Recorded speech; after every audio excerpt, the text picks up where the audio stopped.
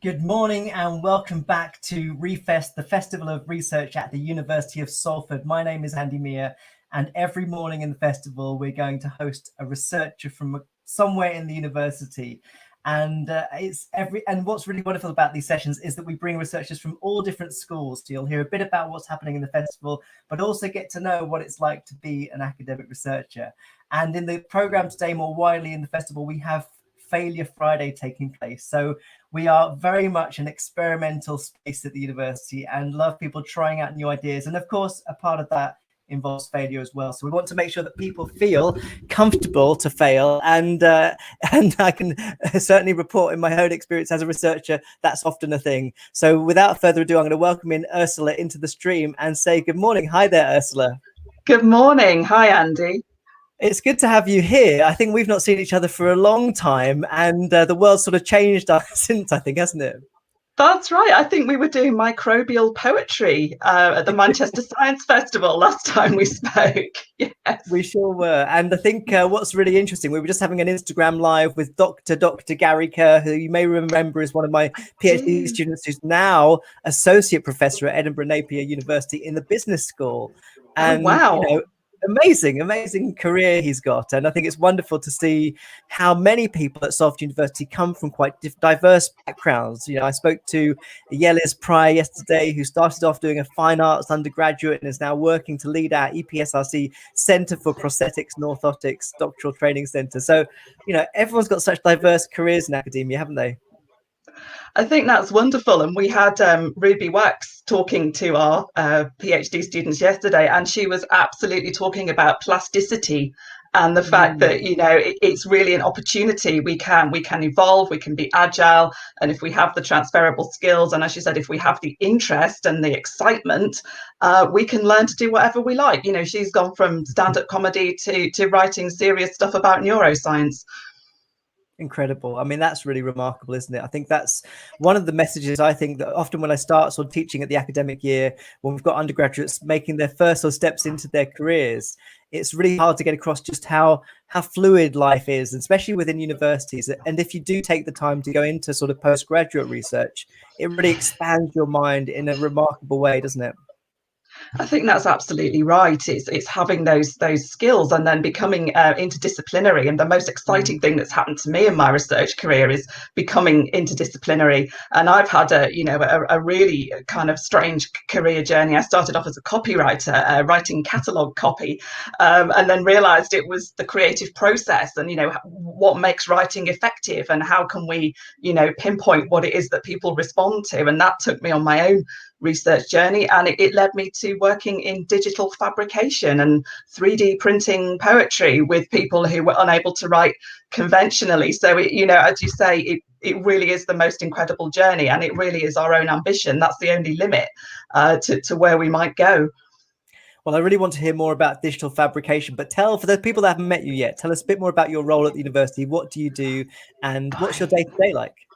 I wear a lot of different hats. For the past 3 years, I've been director of Salford's doctoral school. So I've been, really interested in the well-being and the progression and the support that we offer to all of we've got about 800 postgraduate researchers working across a spectrum of qualifications, from professional doctorates in healthcare through to people doing practice-based research around dance and motion capture and kind of engineering and acoustics, all points in between. And it's just wonderful to see the diversity of the research that's going on. So my job for the past 3 years has very much been to, how do we enable research? How do we support our researchers? And of course, through the pandemic, that's become the most urgent question. And so I found that I could draw on my background as a creative writer to think about, well, how do we help people to perhaps become more resilient? Or if the PhD they thought they were going to do suddenly isn't possible because of the pandemic or things have changed, how do we help that plasticity and that adaptability? Now, as a creative writer, I am very, very used to failing. Creative writing, I think a lot of creative processes, failure is kind of built in. We get things wrong, we write drafts, we change the drafts, any kind of creative practice. I think we get quite used to failing. I think, I'm not sure if he actually said it, but the Samuel Beckett quotation, ever failed, no matter, fail again, fail better. And I think we're quite used to that, that we have a creative vision or idea in our minds, and we know that we're never going to realize it perfectly. There's always going to be a rough edge or something you didn't quite, get out in the way that you wanted to. And we do the best that we can. So I thought, how can I bring those kinds of processes and those kinds of insights across research? Because I know, particularly in lab-based work and in science work, the stakes are much higher. It's not just a document that you need to rewrite. If your experiment goes wrong, then you might have lost a lot of time, or it might be some very expensive stem cells that, so I'm not being flippant about this. I know that the stakes are higher and failure means different things to different people. But what we want to do is normalize experiences of failure. Research is a discovery environment. And in a sense, if things aren't going wrong or behaving unpredictably, you're not really going to discover anything. So it's kind of helping people to feel safe, to feel supported, and to reflect on experiences of failure, rather than feeling it's something they need to disguise or hide, or whoops, I'll pretend that didn't happen and I'll just carry on. So that's kind of where my research brings me to, and that's the failure work that we're doing today. Yeah, so tell us a bit more about the program for today. We've got a whole day of discussions and conversations about this subject. So what's coming up? We really have. So I'm going to be looking at storytelling and kind of the stories we tell ourselves. And we can often give ourselves a really hard time. We might think we've done something wrong. We might think that lots of people are noticing, or, that it's a really huge kind of mistake, when in fact most people don't even. I've realized in my job, I've done a lot of on-the-job learning in the past 3 years. I think I've done something wrong, and other people, they don't even notice, or they're like, well, that's fine, it's not a problem, we just we just pick ourselves up and carry on. So I'm going to be talking about storytelling, looking at the inner monologues and the stories we tell ourselves, and if we can perhaps become more mindful, more aware of the way that we talk to ourselves. We often talk to ourselves quite harshly. I often say to people, would you speak to your friend the way you speak to yourself? And we probably, speak to ourselves quite cruelly sometimes. So it's becoming aware of that. We're looking at a little bit of narrative theory, nothing too scary, just a little bit to help us understand how narrative works, and how we can actually flip that narrative so that we can consciously tell ourselves a more positive story. And there's lots of neuroscience developing at the moment, which seems to be backing up the idea that, we really can create our own reality by the way that we speak to ourselves and by the language that we use to describe, our place in the world and the things that we're doing. So if we can start to flip that narrative and become more positive, there is building evidence that can actually change our brain and can actually change the way we experience reality. So without getting too profound, we're going to just dip our toe in that kind of practice today. We've also got a couple of colleagues.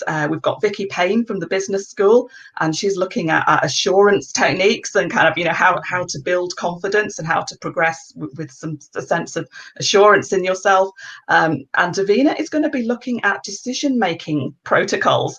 And actually, she's found a set of protocols that are used in emergency situations. Apparently, NHS ambulance crews use these protocols. So we're not going to get into any emergency situations, hopefully, today, but we're going to see what learning we can take from that good decision making. And again, it's dealing with when things go wrong, just accepting it and moving on, but also dealing with uncertainty, dealing with the fact that we might not make the right decision, but we make the best decision we can given the information we have at the time.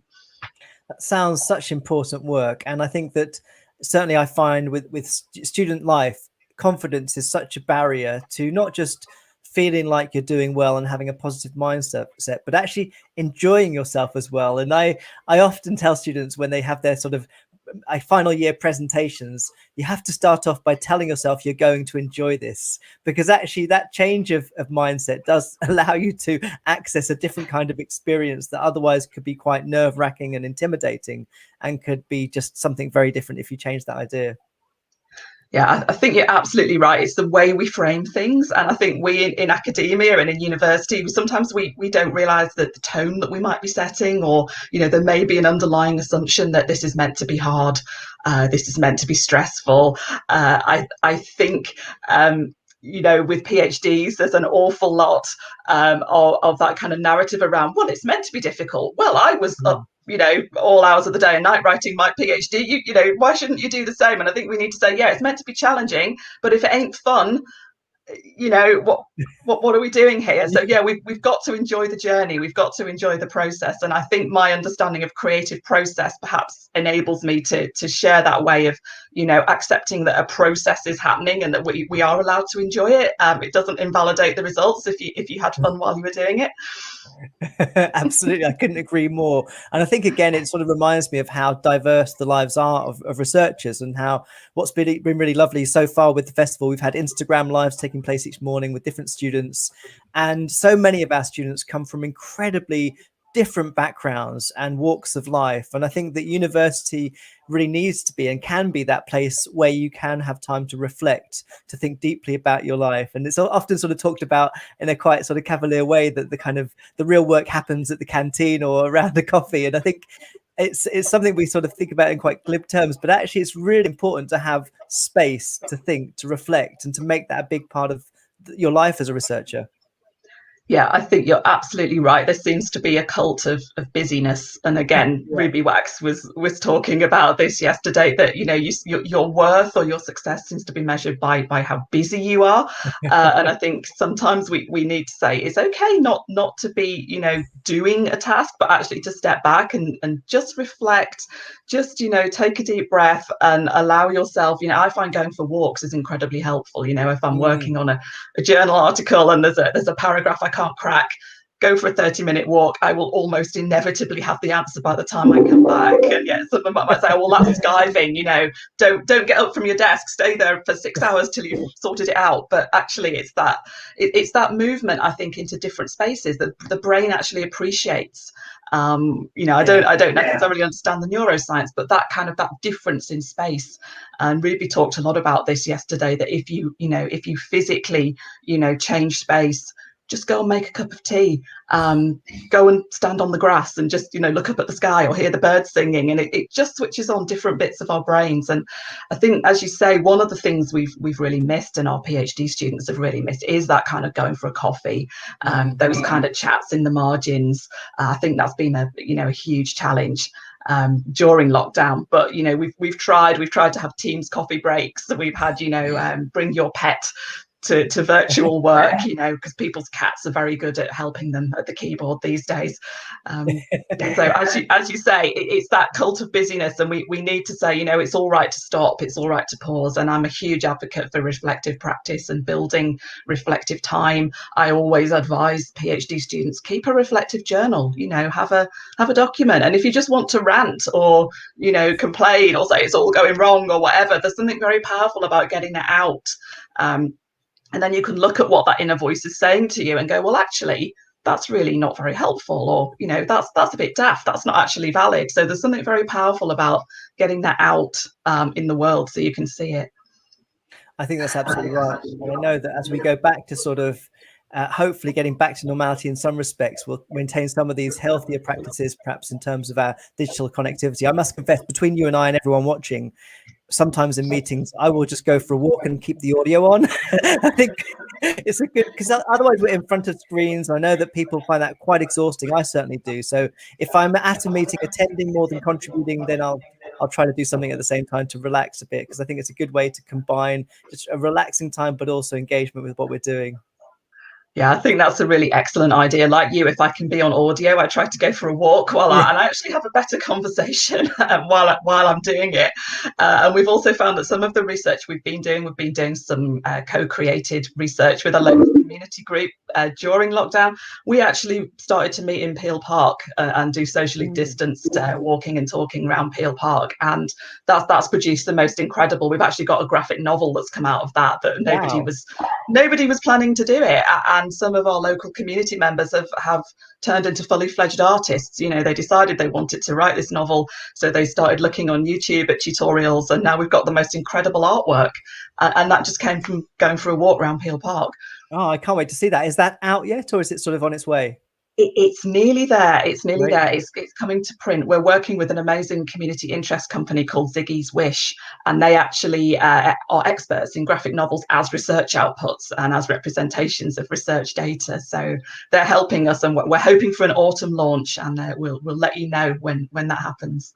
Please do. And I'm very conscious now that you've got 10 minutes before your event starts, so we might just sign off. But thank you so much for taking time out to join us this morning to share your experiences. And I think your approach to research is incredibly refreshing and something that we all need to appreciate and take on board. So thank you for being here. Thanks, Andy. It's been a pleasure. Good luck with the event. Take care. Bye-bye. Thank you very much. Take care. Bye.